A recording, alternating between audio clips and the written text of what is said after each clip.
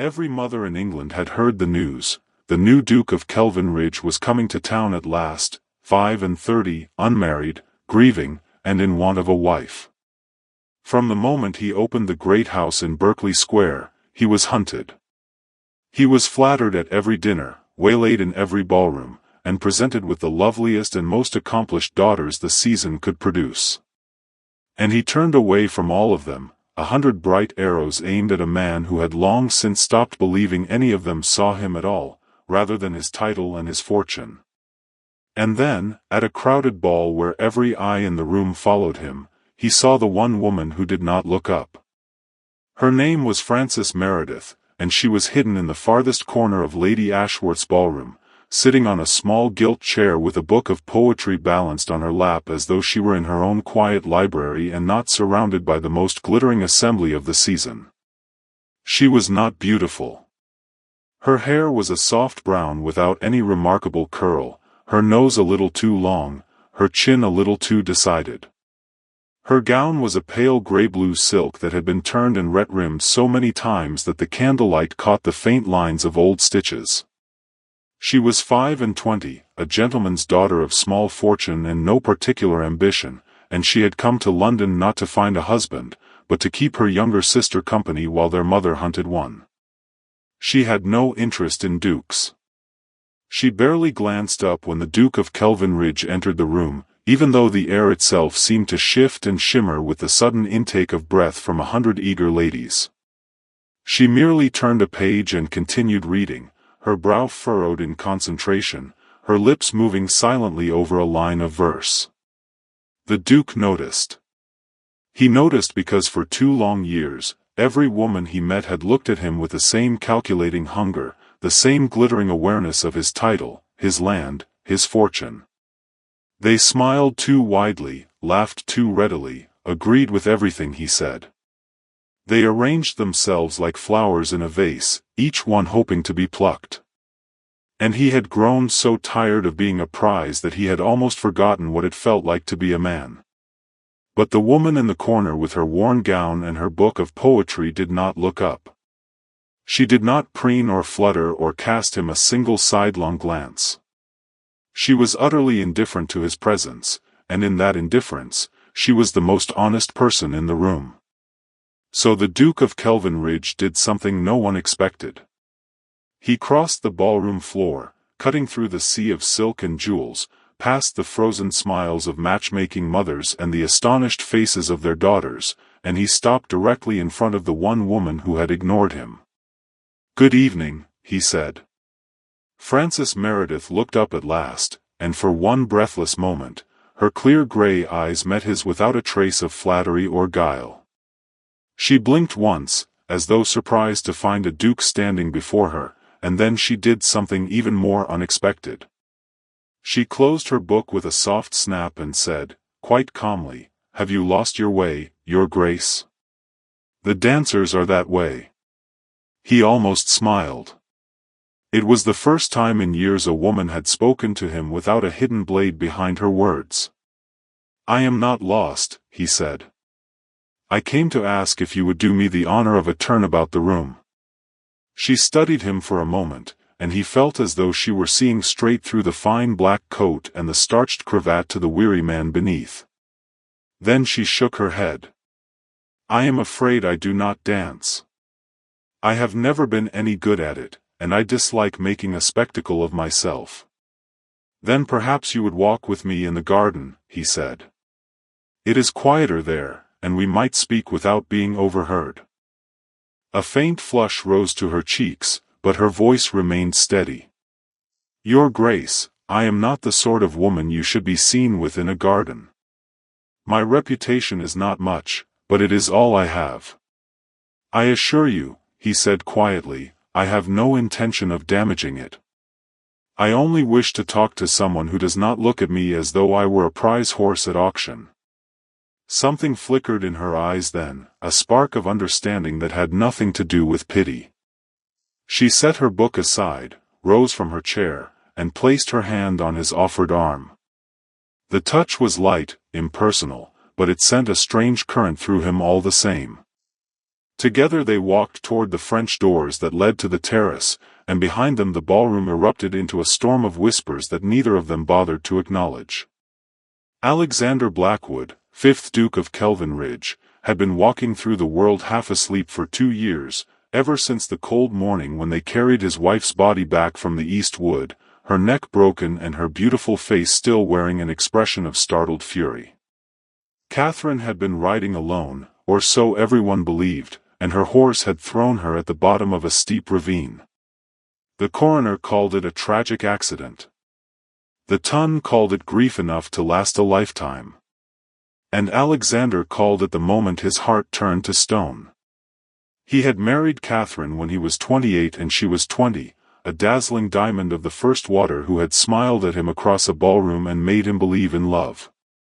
But the marriage had been a disaster almost from the start. Catherine was passionate, restless, easily bored, and she had never forgiven him for not being the romantic hero she had imagined. She flirted openly, spent his money recklessly, and filled their great house with laughter that always seemed to mock him.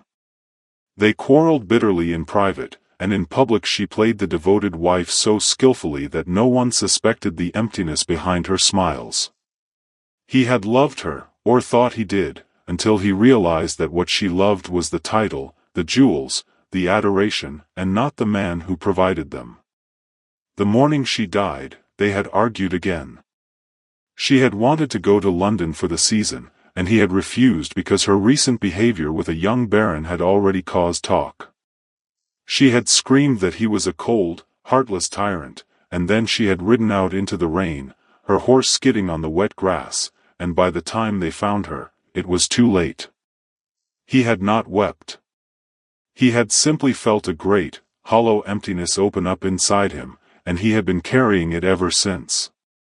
Now, 2 years later, he had come to London because his sister Margaret insisted it was time. He had no intention of finding a new wife, but the world would not leave him alone. Every mother, every daughter, every ambitious widow saw him as the greatest prize of the season, and he had learned to deflect their advances with cold politeness and a carefully guarded heart. Until tonight. Until the woman with the gray eyes and the worn gown looked at him as though he were merely a man, and not a duke at all. The garden was cool and fragrant with the scent of late-blooming roses. Lanterns hung from the branches of ancient oaks, casting soft pools of golden light onto the gravel paths. Frances walked beside him in silence for a long moment, her hand still resting lightly on his arm. At last, she spoke. "You are wondering why I was reading poetry in a ballroom," she said. "I confess I am curious," he replied. "Because my mother insisted I attend, and I have never been able to endure hours of standing against the wall watching prettier girls dance. I brought a book to keep myself company." She paused. "It was that or fall asleep, and I have been told that snoring in public is unbecoming in a lady." This time, he did smile. It felt unfamiliar on his face, like a muscle that had not been used in a very long time. "You are very direct."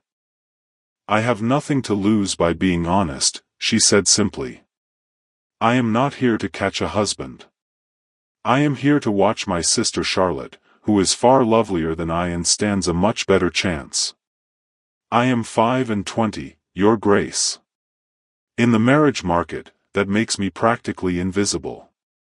So I may say what I please, and no one cares enough to be offended." "I find that hard to believe," he said, and meant it. She glanced up at him, her expression skeptical. "You need not flatter me. I know what I am. I have a small dowry and a plain face. I have been told often enough that I am too clever for my own good and not nearly charming enough to make up for it. I have made my peace with spinsterhood." Something in her words touched a raw, unguarded place inside him. "Then you are the only honest woman in London," he said. "I have spent 2 years surrounded by people who tell me what they think I want to hear. They smile and agree and flatter, and every one of them wants something from me. But you," he stopped walking and turned to face her. "You do not even look at me as though I matter." She considered him gravely. "You matter as a man. I am sure you are a very good one. But I have never been impressed by titles. My father is a baronet, and we have lived on the edge of poverty my whole life. A title does not keep the roof from leaking or the fire from going cold. I have learned to judge people by their character, not their rank." He stared at her, and in the soft lantern light, something shifted in his memory. A half-forgotten image stirred in the back of his mind, a girl in a faded muslin dress, standing under an apple tree, a book in her hand and laughter in her eyes.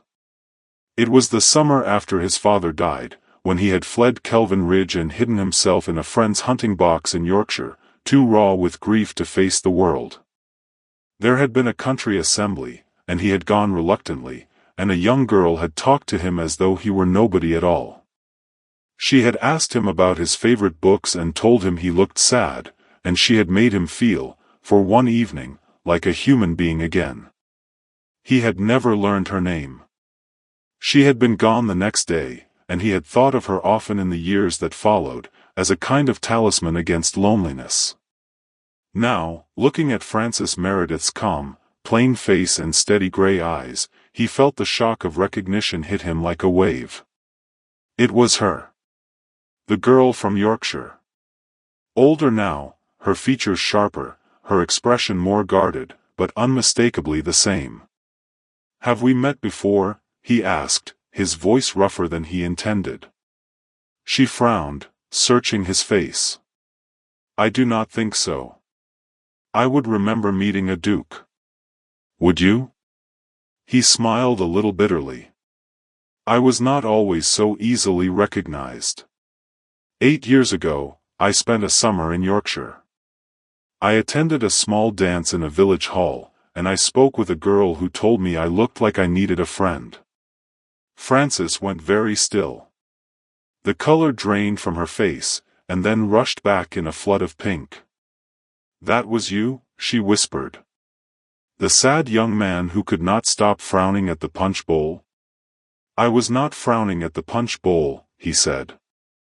"I was frowning at life. And you asked me if I had ever read Wordsworth, and when I said no, you lectured me for a quarter of an hour on the importance of poetry for a troubled soul." She pressed her hand to her mouth, her eyes wide with disbelief. "I remember. I was 17, and I had no idea you were anyone important. My great-aunt lived near there, and I was staying with her for the summer. You told me your name was Alex." "It is. Alexander Blackwood.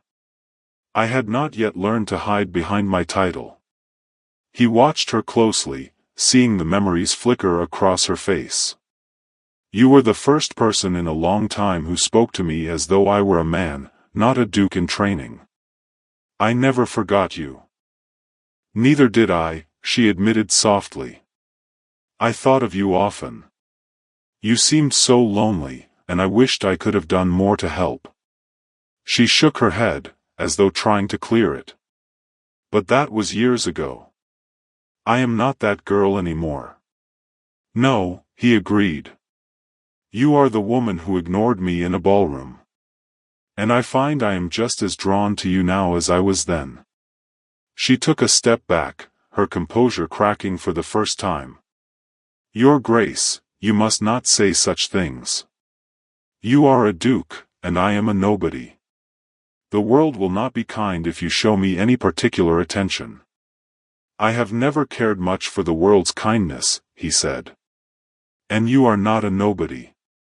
You are the only woman in London who sees me clearly, and I am not willing to let that go." Before she could protest, he offered her his arm again. "Come. Let us walk a little more, and you can tell me whether you still prefer Wordsworth to Byron. I seem to recall you had very strong opinions on the subject." Despite herself, Frances laughed. It was a small, startled sound, as though she had not expected to find anything amusing tonight. "Very well," she said. But if you tell anyone that I lectured a duke on poetry, I shall deny it to my dying breath." They walked on through the garden, and the ballroom behind them glittered on, forgotten.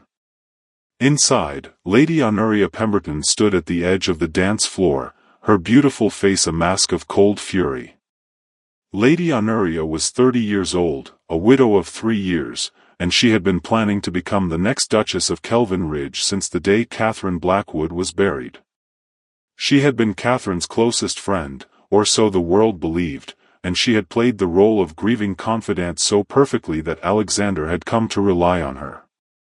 He did not know that Honoria had secretly despised Catherine for her careless beauty and her easy hold on a man Honoria wanted for herself. He did not know that Honoria had been present the morning Catherine died, that she had ridden out after her and exchanged words that no one else had heard. He did not know that Honoria still had a packet of letters locked in her writing desk, letters in Catherine's own hand, confessing a passionate affair with a footman and a plan to run away to Italy. Those letters were Honoria's greatest weapon. She had used them once already to secure Alexander's trust, offering sympathy and discretion while planting the seed that any public revelation would destroy Catherine's memory and his own honor. She had bided her time, waiting for the right moment to suggest that marriage to a loyal, understanding woman would silence any remaining whispers. She had imagined herself mistress of Kelvin Ridge, draped in emeralds, with Alexander's gratitude and his fortune at her feet. And now she watched him walk into the garden with a plain, penniless spinster who had not even the decency to be awed by him. Her gloved fingers curled into fists. She would not tolerate this. She had worked too hard, waited too long, to lose everything to a nobody like Francis Meredith.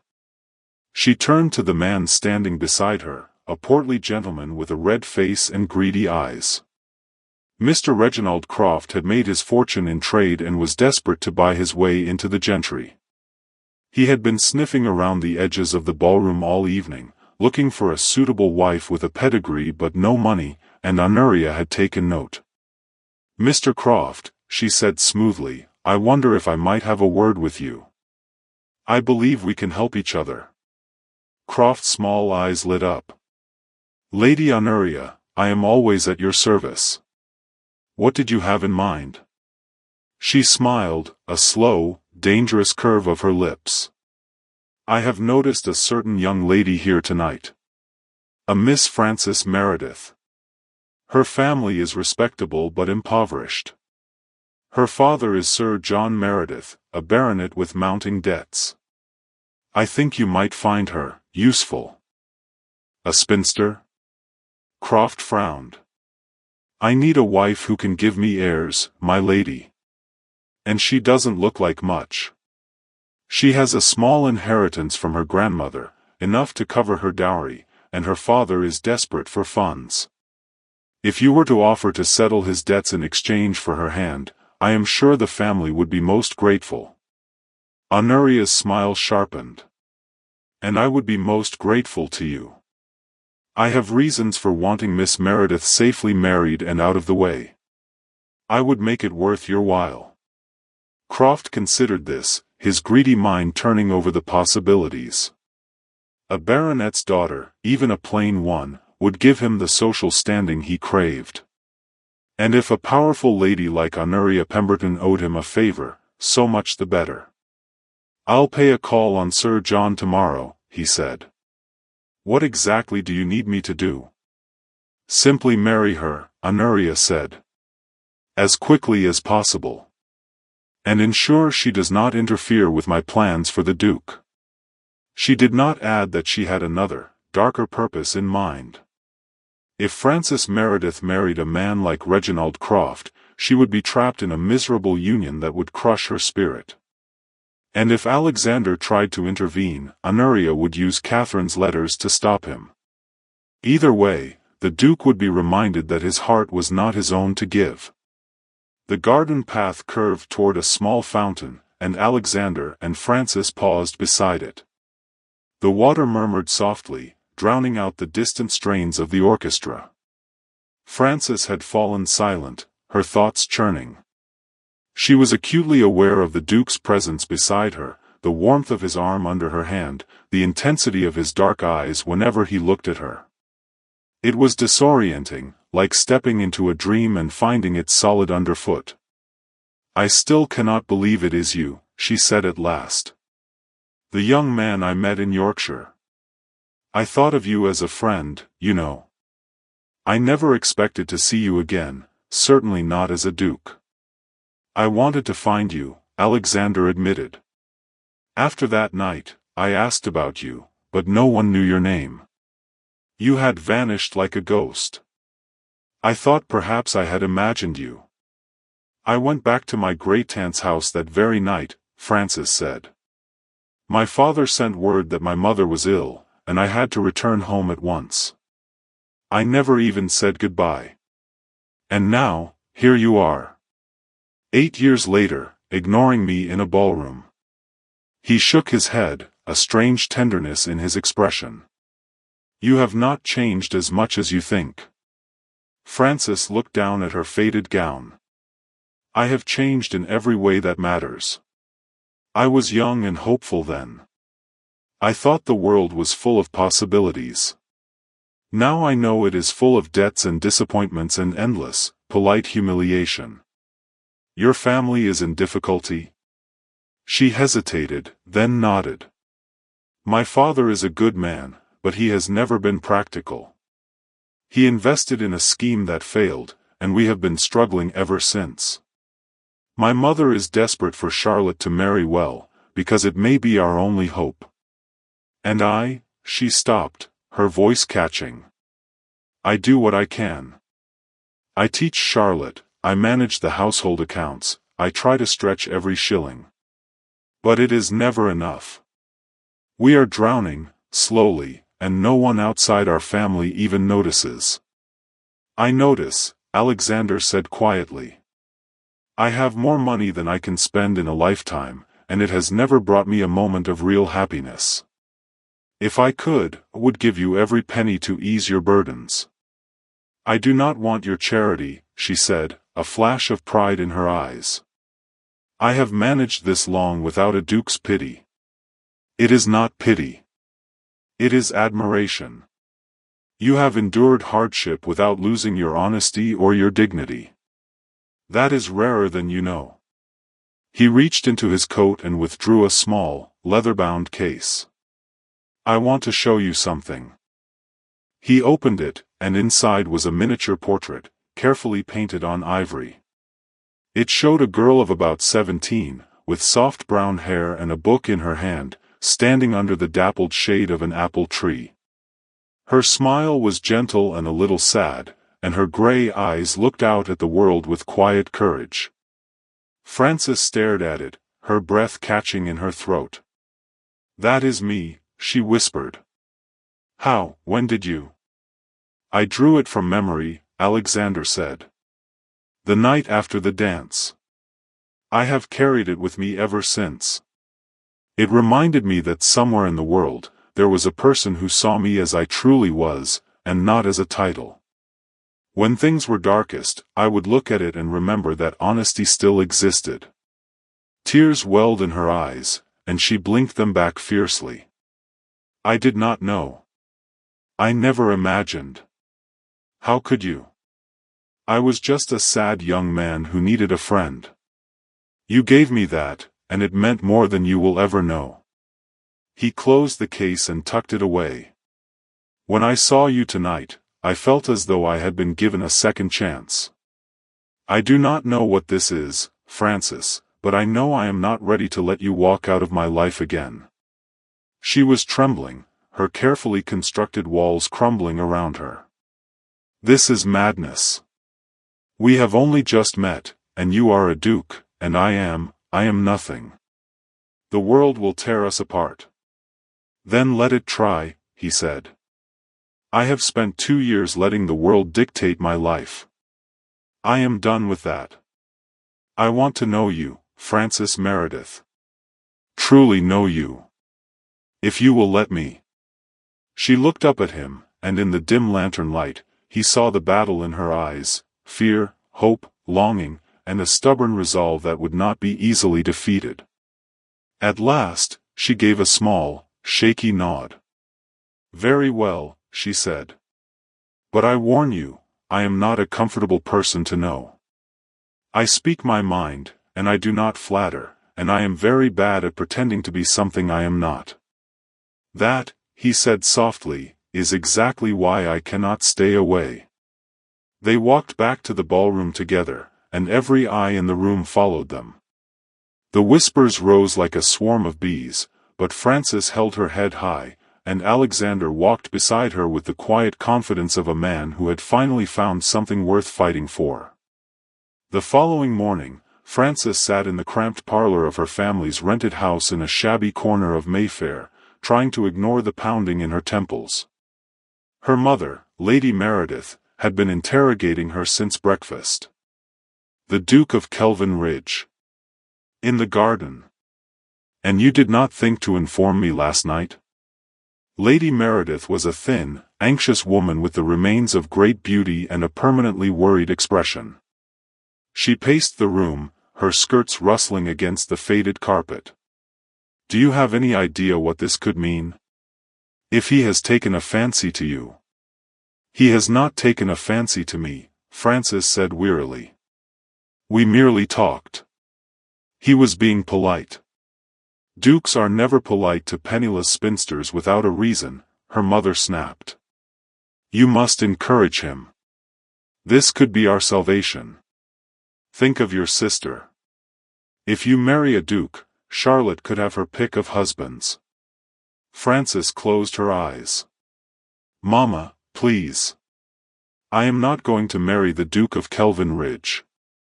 He is grieving his wife, and he is surrounded by women far more suitable than I. Whatever interest he showed last night was a passing whim."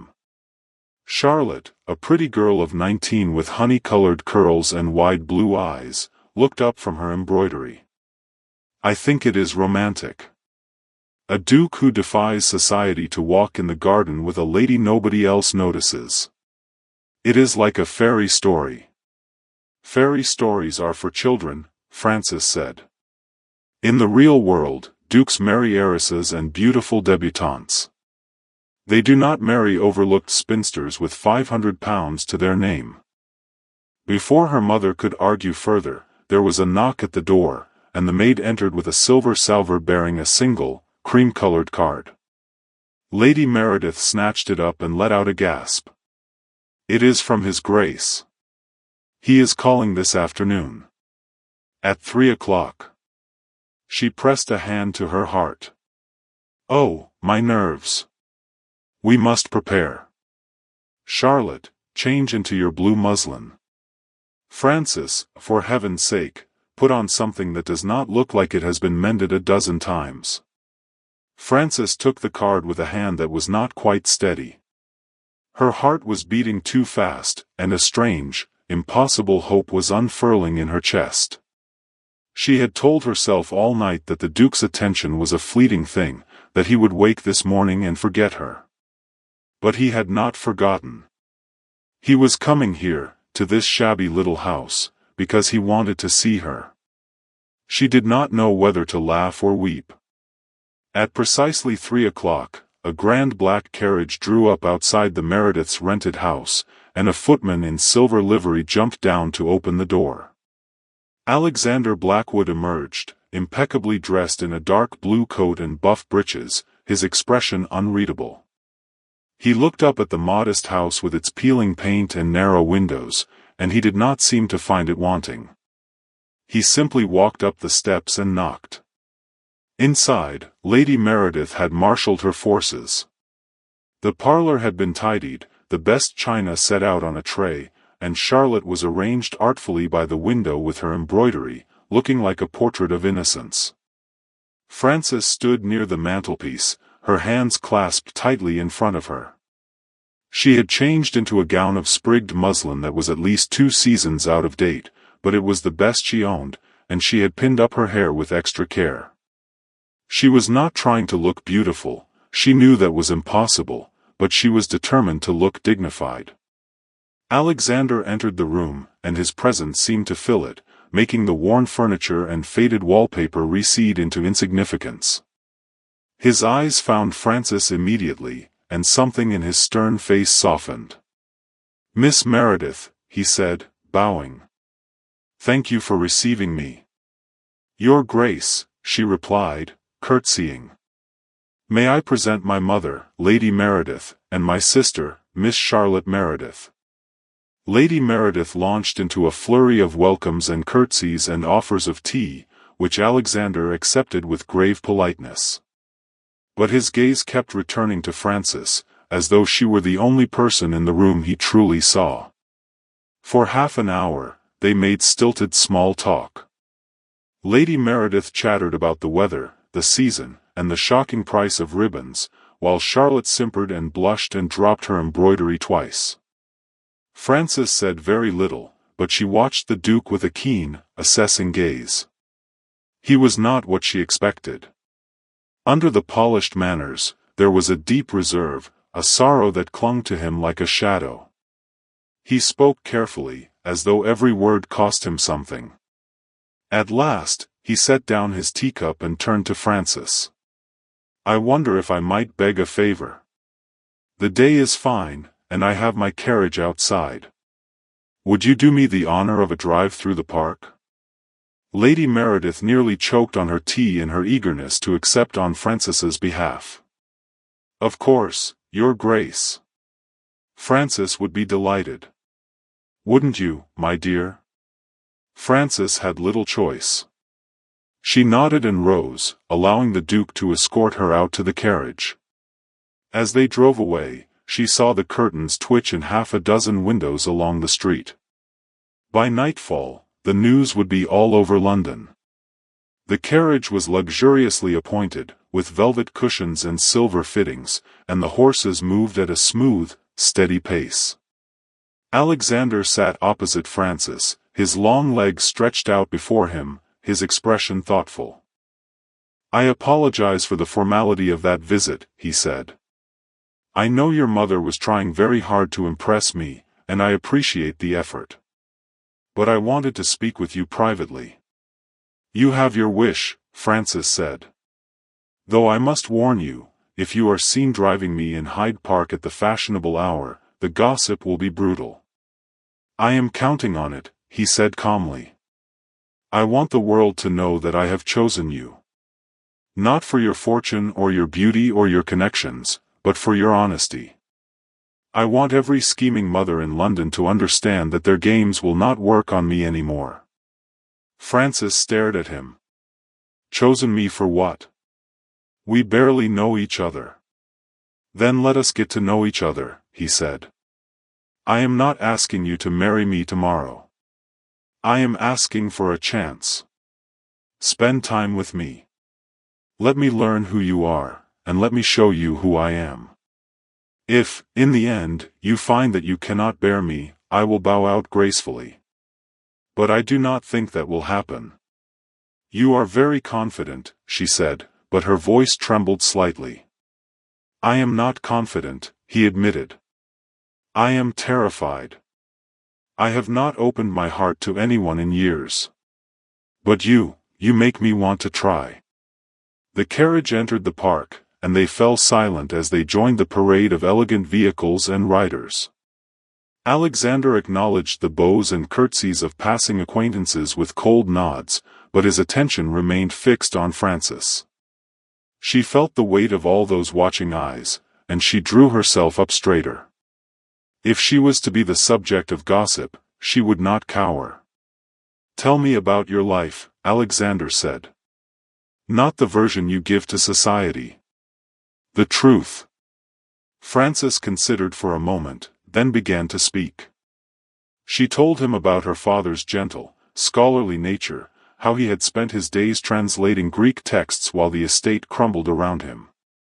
She told him about her mother's relentless anxiety, her desperation to see Charlotte married before the money ran out entirely.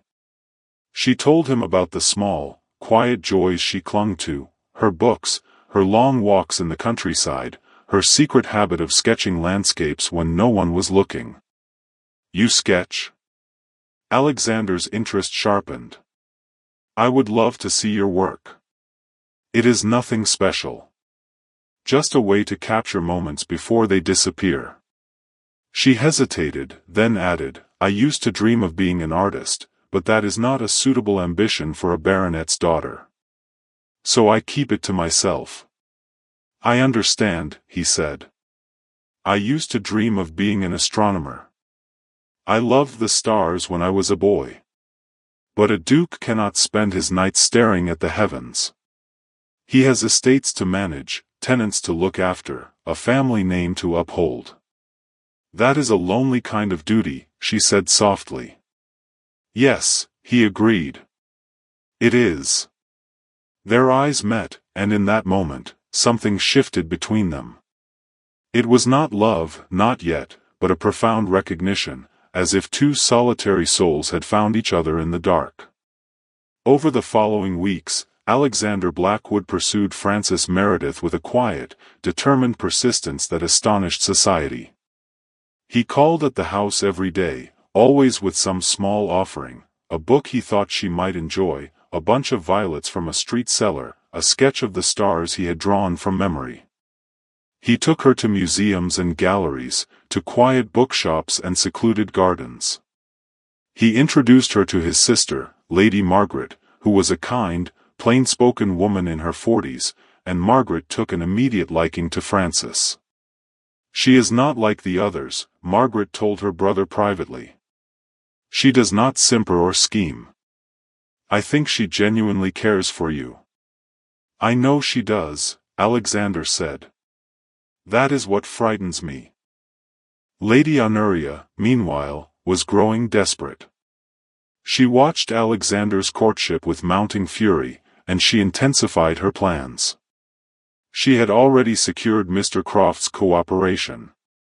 The merchant had called on Sir John Meredith and offered to settle all his debts in exchange for Frances's hand in marriage.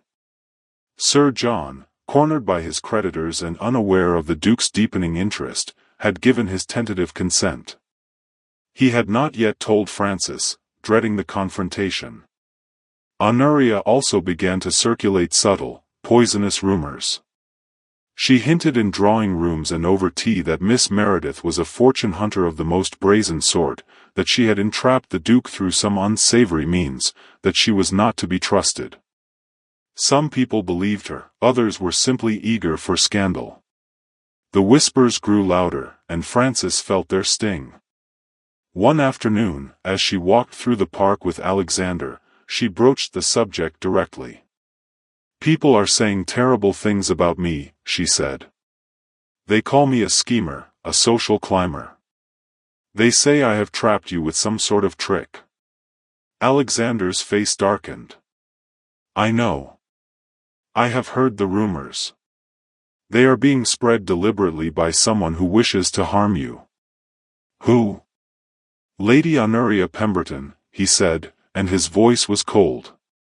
She was my late wife's friend, and she has always wanted more from me than I was willing to give. I believe she sees you as a threat.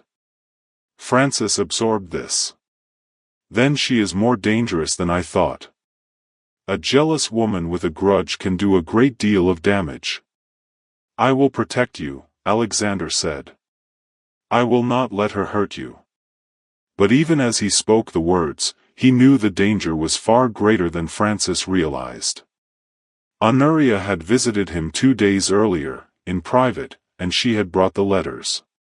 She had laid them out on his desk, Catherine's loopy handwriting sprawling across the pages, and she had made her position very clear. I have kept these secret for your sake, she had said, her voice honeyed with false sympathy. But if you continue this foolish infatuation with Miss Meredith, I will have no choice but to make them public. Imagine the scandal, Alexander. The late Duchess running away with a footman. Your own honor tarnished forever. The Ton will never forgive you. He had stared at her, his blood running cold. What do you want? I want what I have always wanted, Honoria said. To be your wife. Marry me, and these letters will never see the light of day. I will be a devoted duchess, and we can forget this whole unfortunate episode. I will never marry you, he said. You disgust me. Then you leave me no choice. She had gathered up the letters and swept out of the room, her triumph evident in every line of her body. Now, walking in the park with Francis, Alexander felt the trap closing around him. He could not tell her the truth, not yet. The shame of Catherine's betrayal was too raw, too personal. And he could not bear to see the disappointment in Francis's eyes if she learned what his wife had been, what he had failed to see. So he said nothing, and the secret festered between them like an unhealed wound. The blow came a week later, on a rainy Tuesday evening. Frances was in her room, sketching by candlelight, when her father knocked on the door and entered without waiting for a reply. Sir John Meredith was a tall, stooped man with gentle eyes and a permanent air of distraction, but tonight his face was grey with worry. "Frances," he said, "I must speak with you." She set down her pencil, her heart sinking. "What is it, Papa?" He sat down heavily on the edge of her bed. "I have been a foolish man.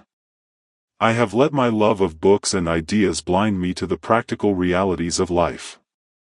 And now I have brought ruin upon our family." She went to him and took his hands. "Tell me." "The debts," he said hoarsely. "They are worse than you know. The investment failed completely, and I borrowed more to cover the losses. The creditors are calling in the loans. If I cannot pay, we will lose everything, this house, the land, the income that keeps Charlotte and your mother secure. We will be destitute." Frances felt the floor tilt beneath her. "How much?" He named a sum that made her head spin. It was far more than they could ever hope to scrape together. "I have been offered a solution," he said, not meeting her eyes. "A gentleman has offered to settle all my debts in exchange for your hand in marriage. His name is Mr. Reginald Croft. He is a man of means, and he is willing to take you with only a small dowry." The world went very still. "Mr. Croft," she repeated. "The merchant?" "Papa, he is a coarse, unkind man. I have heard stories about him. He treats his servants terribly, and he has a reputation for cruelty." "I know," Sir John said miserably.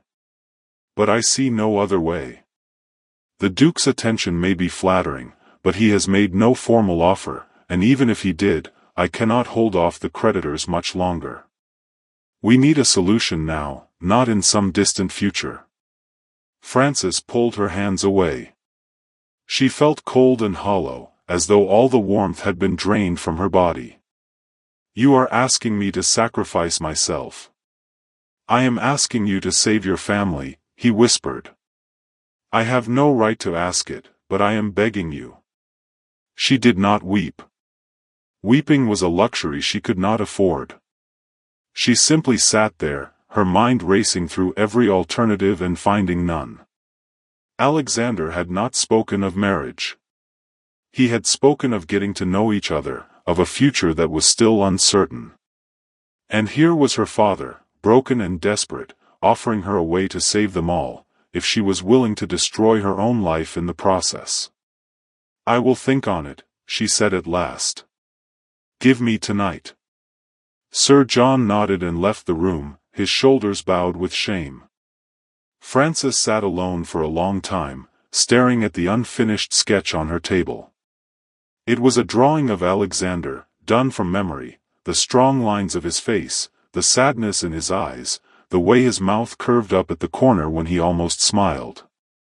She had not meant to draw him, but her pencil had moved of its own accord.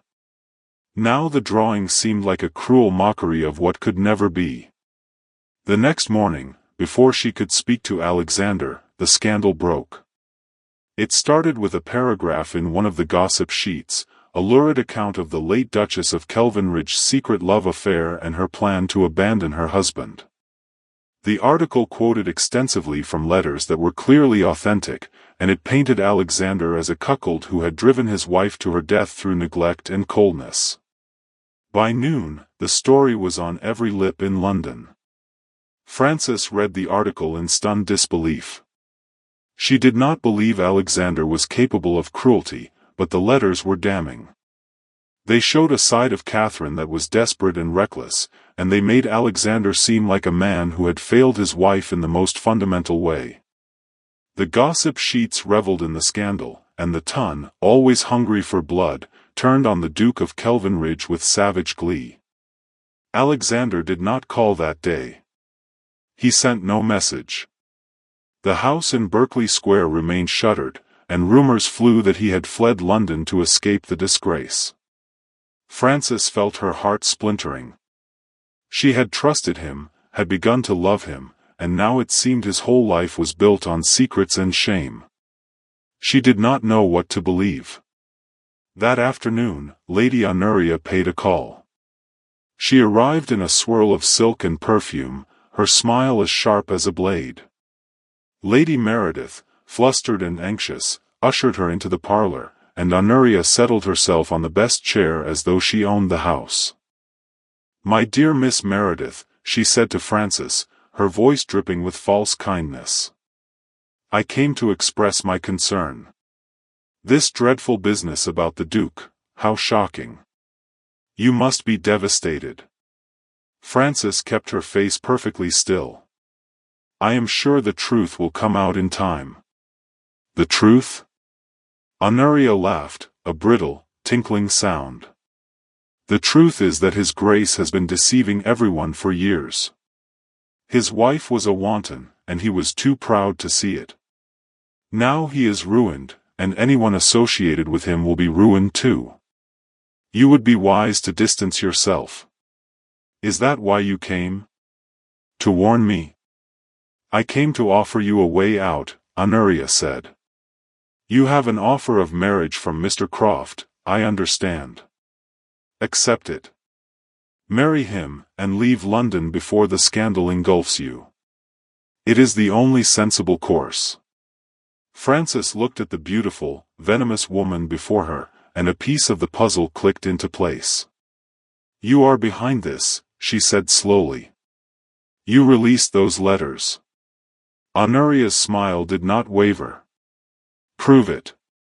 "Why? Why would you do such a thing?" "Because I have loved Alexander Blackwood since the day I met him," Honoria said, her mask slipping for just an instant. "I was his wife's confidant, and I watched Catherine toy with him, betray him, make a fool of him. I was there when she died, you know. I rode out after her that morning. I heard her say things about him that would curdle your blood. And I kept her secrets because I thought, in time, he would turn to me. He would need me. And he did, for a while. But then you came along, with your plain face and your honest eyes, and you took him away. I will not allow it." The cold certainty in her voice sent a chill down Frances's spine. "You are monstrous." "I am determined. There is a difference." Honoria rose, smoothing her skirts. "Marry Mr. Croft, Miss Meredith. It is your only chance to save your family and escape the ruin that is coming. If you refuse, I will make sure your name is dragged through the mud alongside the Duke's. Your sister will never find a husband. Your father will be thrown into debtor's prison. Think carefully." She swept out, leaving Frances standing alone in the parlor, her mind reeling. That evening, Frances sat down with her parents and told them she would accept Mr. Croft's proposal. Her mother wept with relief, her father could not look at her. Charlotte, when she heard, burst into angry tears and accused Frances of throwing her life away. But Frances was resolute. She could see no other path. Alexander was disgraced, possibly guilty of coldness beyond imagining. She could not count on him. She could only save her family, even if it meant destroying herself. She wrote a brief, formal note to Alexander, telling him that she could no longer see him, that she wished him well, and that she was to be married to another. She did not explain. She could not bear to. Then she closed her heart and prepared to become Mrs. Reginald Croft. The days that followed were a blur of misery. Mr. Croft called several times, his manner oily and proprietorial. He spoke of the marriage settlements, of the house he would buy in the country, of the children he expected Frances to bear him. She listened with numb detachment, nodding when required, her thoughts far away. Alexander did not reply to her note. She heard nothing from him, and she told herself it was for the best. The scandal had consumed him. He had no time for a penniless spinster who had turned her back on him. She had made her choice, and now she must live with it. But Charlotte, in secret, was doing some investigating of her own. She had always been sharper than people gave her credit for, and she had overheard enough of Lady Honoria's veiled threats to suspect that something was very wrong. She did not trust Mr. Croft, and she did not trust Honoria. So, while Frances was drowning in wedding preparations, Charlotte began to dig. She started with the servants. A maid in Honoria's household, a young girl named Bess, had been dismissed a week earlier for supposed theft. Charlotte tracked her down in a dingy lodging house and bought her story with a handful of coins. Bess, it turned out, had not stolen anything. She had been sacked because she had seen Honoria tampering with the saddle of the late Duchess's horse on the morning of the accident. Honoria had claimed she was merely adjusting the girth, but Bess had seen the look on her face, and it was not the look of a helpful friend. It was the look of a woman who wanted something terrible to happen. Charlotte felt the ground shift beneath her. She pressed further, using the last of her pin money to bribe a groom who had worked at the Kelvin Ridge stables at the time. The groom confirmed that Lady Honoria had been in the stables alone that morning, and that the Duchess's horse, usually a placid creature, had been strangely skittish when it was led out. No one had thought to question it at the time, because the Duchess had been in a fury and had ridden off before anyone could stop her. Armed with these testimonies, Charlotte went to the one person she thought might listen, Lady Margaret, the Duke's sister. She arrived at Lady Margaret's townhouse, breathless and trembling, and poured out the whole story. Margaret listened in growing horror. "Are you saying that Lady Honoria caused Catherine's death? That it was not an accident at all?" "I believe so," Charlotte said. "And I believe she is blackmailing your brother with those letters. She wants to force him to marry her, and she is using Frances to do it. She made Frances accept Mr. Croft's proposal by threatening to ruin our family." Margaret's face hardened into lines of cold fury. "Where is my brother? I must speak to him at once." Alexander was at his London house, sitting alone in the dark library, a half-empty decanter of brandy at his elbow. He had not slept in 3 days. The scandal had broken over him like a tidal wave, and he had retreated into solitude, too proud to defend himself and too heartsick to fight. Frances's note had been the final blow. She was marrying someone else, and he could not blame her. He had brought nothing but shame and trouble into her life. Margaret found him there, and she did not waste time on gentleness. She told him everything Charlotte had revealed. For a long moment, Alexander simply stared at her. Then a terrible light kindled in his eyes, a fury so profound that it seemed to burn away the grief and despair that had consumed him. "Honoria killed Catherine," he said, his voice barely a whisper. "She killed her, and she used her own guilt to blackmail me." "Yes," Margaret said. "And now she is trying to destroy Frances. We must stop her." Alexander rose, and the old, cold Duke that London feared came back in full force. "We will do more than stop her," he said. "We will see her punished for what she has done. But first, I need to save Frances.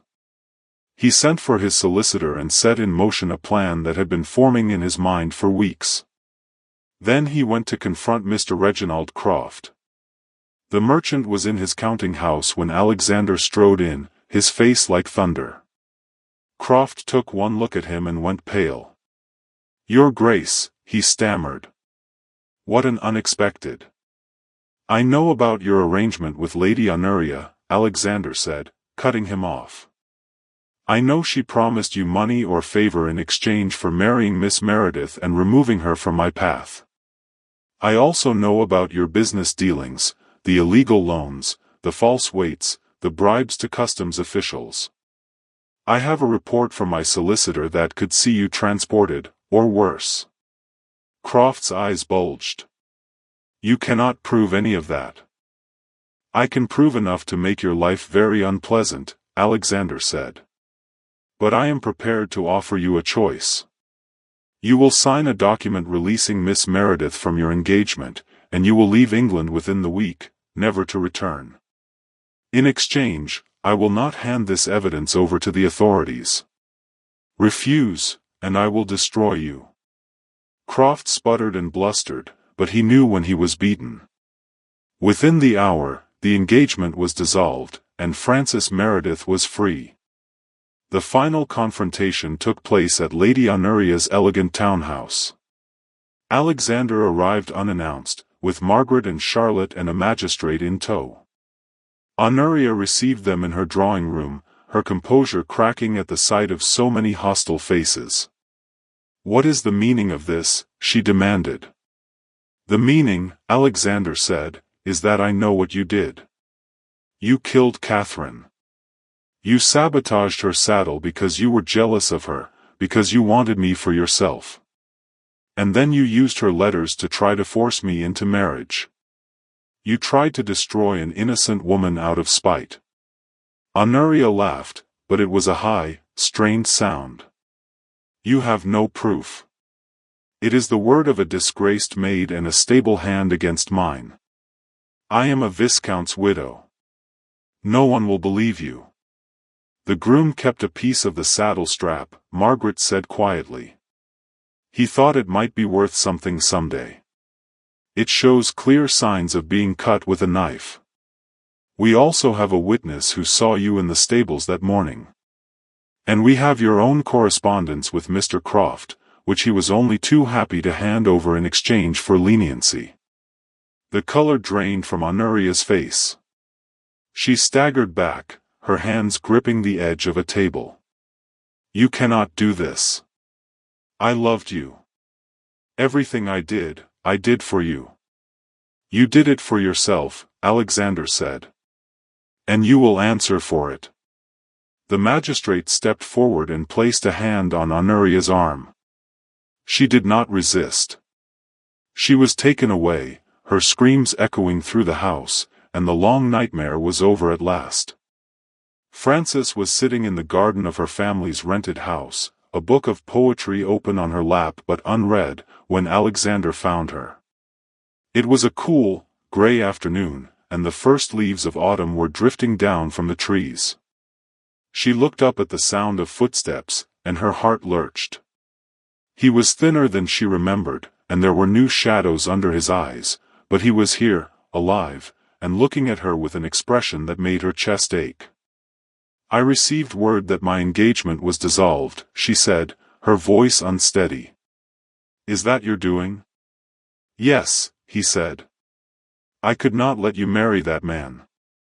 Not when I knew the truth." "The truth?" She searched his face.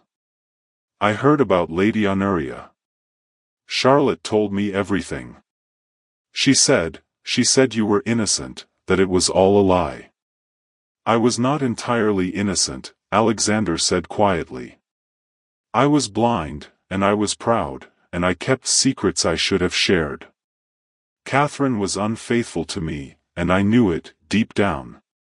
But I could not bear to face it. I let my guilt and my shame build walls around my heart, and I nearly lost you because of it." Frances rose, the book sliding forgotten to the bench. "You did not lose me," she said. I am still here." He reached into his coat and withdrew the small leather case she had seen once before. He opened it and showed her the miniature portrait, the girl under the apple tree, still smiling after all these years. "This is how I have always seen you," he said. "The girl who spoke to me as a friend, who saw past the title and the grief and the pride. The woman who ignored me in a ballroom because she had better things to do than chase a duke. I love you, Frances Meredith. Not for your beauty or your fortune, but for the courage and honesty of your soul. I think I have loved you since that night in Yorkshire, and I have been too afraid to admit it." Tears spilled down her cheeks, and she did not bother to wipe them away. "I love you too," she whispered. "I think I always have. But I was so afraid that I was not enough." "You are everything," he said, and he drew her into his arms. They stood there in the quiet garden, holding each other, while the leaves fell around them like confetti. The world was still full of scandal and gossip and sharp tongues, but in that moment, none of it mattered. They had found each other, against all odds, and that was the only miracle either of them needed. They were married a month later, in a small stone church in the village near Kelvin Ridge, far from the prying eyes of London. The ceremony was quiet and simple, attended only by family and a handful of true friends. Charlotte served as bridesmaid, radiant with happiness, and Lady Margaret wept unashamedly into her handkerchief. Sir John Meredith, his debts quietly paid by a grateful son-in-law, gave the bride away with tears in his eyes. After the wedding, Alexander took Frances to the great house at Kelvin Ridge. It was an ancient, sprawling place, full of dark corridors and dusty portraits and the lingering ghost of Catherine's unhappy presence. But Frances walked through it with her head held high, and she began, slowly and gently, to fill it with light. She turned one of the unused rooms into a studio, where she could sketch and paint to her heart's content. She reorganized the library, discovering first editions that had not been touched in decades.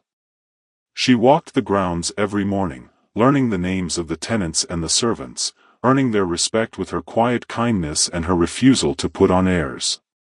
And at night, she sat with Alexander in the private parlor, and they talked about everything and nothing, building a life out of shared silences and sudden laughter. One evening, as autumn deepened into winter and the first frost silvered the lawns, Alexander led her to the tower room at the top of the house. It was a circular chamber with a domed ceiling, and in the center stood a magnificent telescope, its brass gleaming in the candlelight. "I had it brought from London," he said. "I thought we might look at the stars together." Frances gazed at him, her heart too full for words. "You remembered." "I remember everything," he said. "Every conversation, every glance, every moment since that night in Yorkshire. You told me once that you loved the stars but could never afford a telescope. Now you have one." She stepped to the telescope and pressed her eye to the lens. The night sky leaped into brilliant focus, a cascade of silver and velvet and cold, distant fire. She gasped, and he came to stand behind her, his hand resting lightly on her shoulder. "They are beautiful," she breathed. "So are you," he said. She turned and looked up at him, and in his eyes she saw the truth that had been there all along. She had been wanted, not for anything she could give or do, but simply for herself. And that was the greatest gift of all. They stood together under the dome of stars, and the past, with all its grief and secrets and heartbreak, faded at last into silence. What remained was a love that had been hard-won and deeply earned, a love that would sustain them through all the years to come. Outside, the world went on as it always did, with its gossip and its glitter and its endless hunger for scandal. But inside the tower room at Kelvin Ridge, two souls who had found each other against every expectation rested in the quiet certainty that they were, at last, exactly where they belonged. And if, on certain clear nights, the servants happened to glance up at the tower window and see two figures silhouetted against the starlight, They only smiled and went about their business, knowing that some stories are too precious to be disturbed. The Duke of Kelvin Ridge had turned away 100 women, but he crossed a ballroom for the one who ignored him. And that single, reckless act of honesty had led him home. Thank you for listening to this story of being seen, being chosen, and being loved for exactly who you are. If you believe that the quiet, overlooked souls of the world deserve their own happily ever after, then hit that like button and subscribe with notifications on. Every subscription tells me you want more stories where honesty means more than a title, and where love is earned, not given away lightly. Now I want to hear from you. What was the moment in Francis and Alexander's journey that made your heart ache or smile? And which corner of the world are you listening from tonight? Let me know in the comments. I read every single one, and your words make this community what it is. Until the next story, remember, the right person will cross the whole room for you, even when you're not trying to be seen.